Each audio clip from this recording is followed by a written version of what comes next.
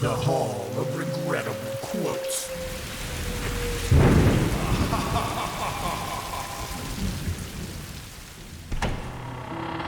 This telephone has too many shortcomings to be seriously considered a means of communication. The device is inherently of no value to us. 1876 Internal Memo, Western Union. I do not believe the introduction of motor cars will ever affect the riding of horses. Mr. Scott Montague, MP, in the UK, 1903. Who the hell wants to hear movies with people talking? H.M. Warner of Warner Brothers, when rejecting a proposal for a film with sound in 1927. Yes, the concept is interesting and well-formed, but in order to earn better than a C, the idea must be feasible. Fred Smith's Yale professor regarding his paper proposing an overnight delivery service. Fred would go on to create FedEx. There's no reason anyone would want a computer in their home. Ken Olsen, president, chairman, and founder of Digital Equipment Corporation in 1977.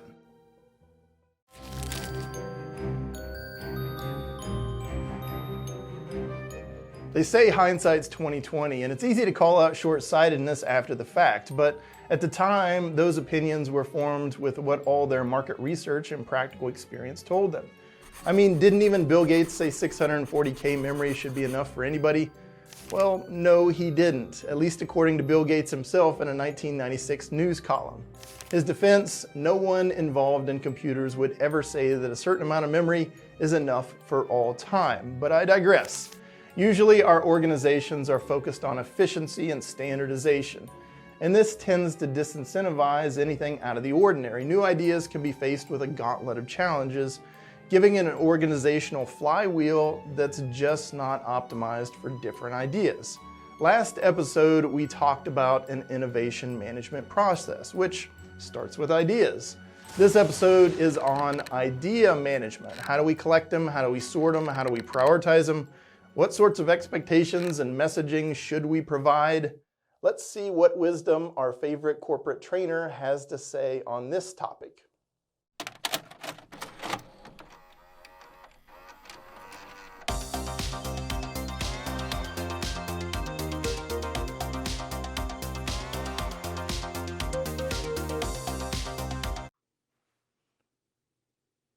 Hi, I'm Marty McMasterson, and welcome to another episode of That's Innovation.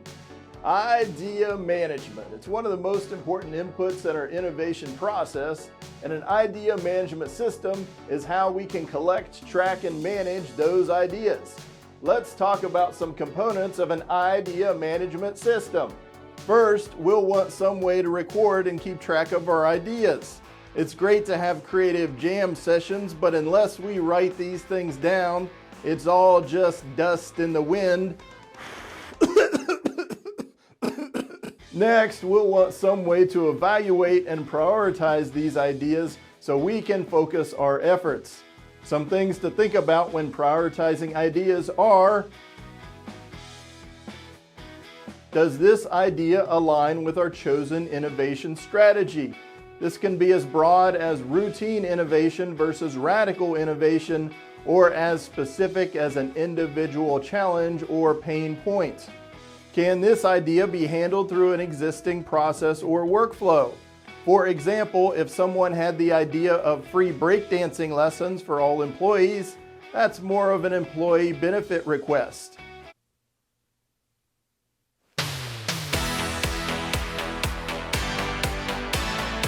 I'm all for some righteous popping and locking, but that wouldn't require an innovation process.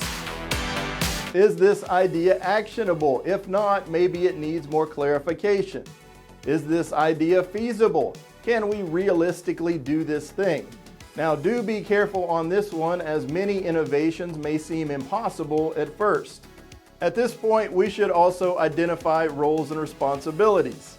Someone or a group of people will have the job of deciding which ideas warrant further work, actually doing the evaluation and prioritization we just talked about. Once an idea is selected, someone will actually have to dig into that idea and do the work, like research, prototyping, and mock-ups. It's good to put names in boxes here so everyone knows their part. Last but not least, we need ideas. They can be an improvement over something we're already doing, routine innovation, or maybe something totally new to us.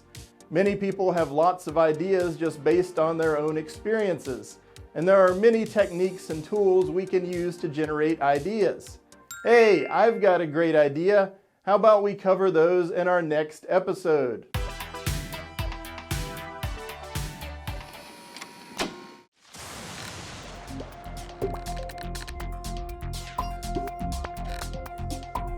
Ideas are the fuel that helps run our innovation engine. Now, an idea management system is much more than just a suggestion box. On the other hand, it doesn't have to be a heavy process. You can start with a simple DIY web form. Here are some components that I like to include in an idea management system. First, I want there to be a really low barrier to entry for new ideas. If your idea entry form reads like a mortgage application, people just aren't going to bother. Plus, at the early stages, an idea is just an idea. The innovation process will help it mature and fill in the blanks later. It's just too early for financial justification or go-to-market strategies. This is where many innovation initiatives get started off on the wrong foot.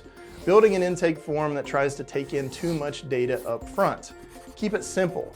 I'd rather have a flood of ideas than no ideas. If you can, set some expectations with idea submitters on what will happen with their idea. In the last episode, we talked about building our innovation process, and you can use this process to show how ideas might progress.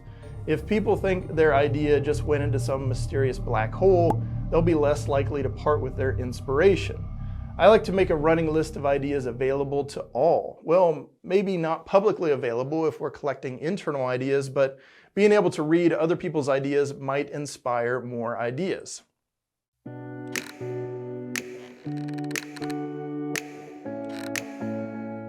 We are going to create a simple idea management system.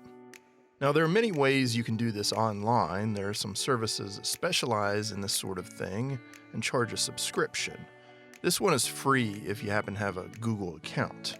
To start, we're going to go out to forms.google.com.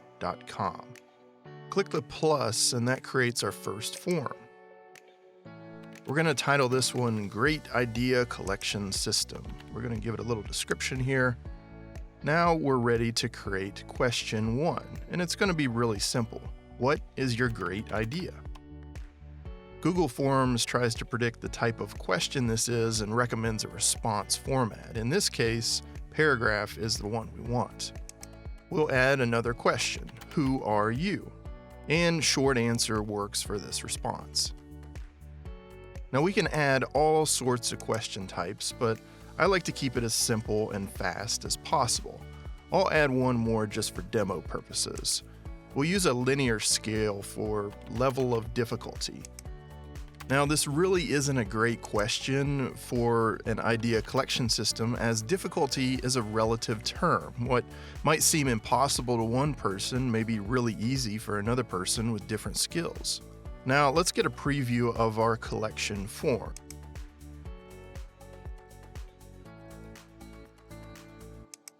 It looks like everything's working, and we can submit our preview.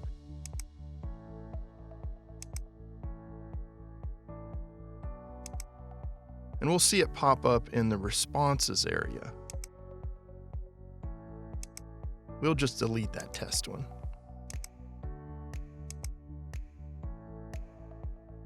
Now we can send our survey to others. We can do it via email, a link, or embedded HTML on a web page. Looks like we can also send it via Twitter or Facebook, but I haven't tried that. I'm just going to send this to myself. If I check my email, sure enough, I have an invitation to fill out a survey.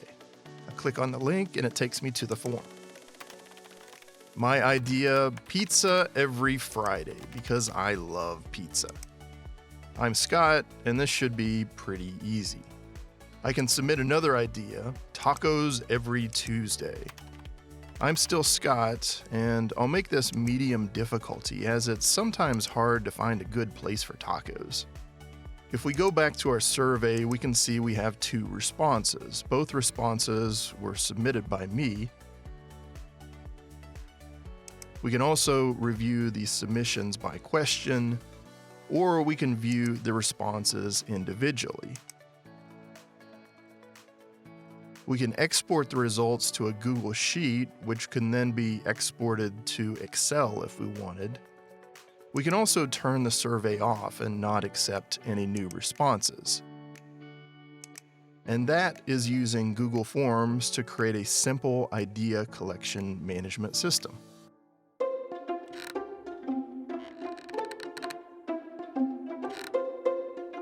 Now, once we have collected some ideas, now it's time to down select and prioritize them. As a first pass, let's go through the ideas and filter out those that aren't really fit for our innovation process. Some ideas will be outside of our scope of control, so these should be closed out or maybe passed to some other part of the organization that might be able to evaluate it. Some ideas are bound to be process improvements, which might be best handled through a Kaizen TN program, or maybe some other existing continuous improvement initiative. The intent here is to get a subset of ideas that's easier to work with. Now, there are many ways to prioritize and select ideas that look most promising. Voting, consensus, a Delphi method. These are 3 possibilities. You could also just ask an executive to select ideas, a sort of executive decree. But be careful here. If executive decree is used, that might cause people to hold on to a failing innovation project longer than they should, just because they don't want to disappoint the executive. Plus, being an executive doesn't necessarily mean, well, for this point, I'm going to refer you back to the Hall of Regrettable Quotes, if you know what I mean. The method I prefer to use is a weighted criteria ranking. It's pretty simple to create and incorporates both objective and subjective components. First, we come up with some attributes of innovation. Then we create some levels for those attributes. Now, since every attribute probably isn't going to be considered equal, we add some weights. We can use these weights to reward those ideas that are best aligned with our innovation strategy. We can then evaluate our ideas through this lens of the criteria, and that will yield a numeric value. If we've done things right, the higher the value, the more in line with our innovation strategy the idea will rank. I'll link to a sample weighted criteria template in the resources for this episode.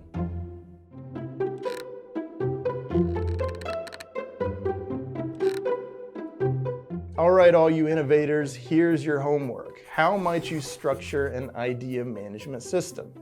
How would you collect ideas? Maybe you can include some form of gamification, like a leaderboard or other incentives. How might you decide what ideas progress into your innovation process? If you're going to try a weighted criteria method, what sorts of attributes and weights might you use? Go ahead and give it a go. With a strategy, an innovation process, and an idea management process all in hand, we are making some good progress. If you feel so inclined, share what you've come up with in the comments below, or maybe reach out for some inspiration. Plus, if there's a particular innovation topic or challenge you'd like us to cover in an upcoming episode, let us know.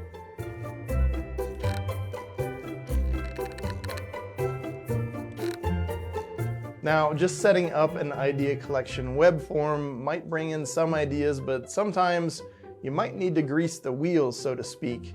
In the next episode, we're going to cover some tools and techniques you can use to inspire creativity and start thinking about things in different ways. If you like what you're seeing so far, do be sure to like and subscribe if you're not already. Thanks for watching. I'm Scott Pletcher, and that's innovation.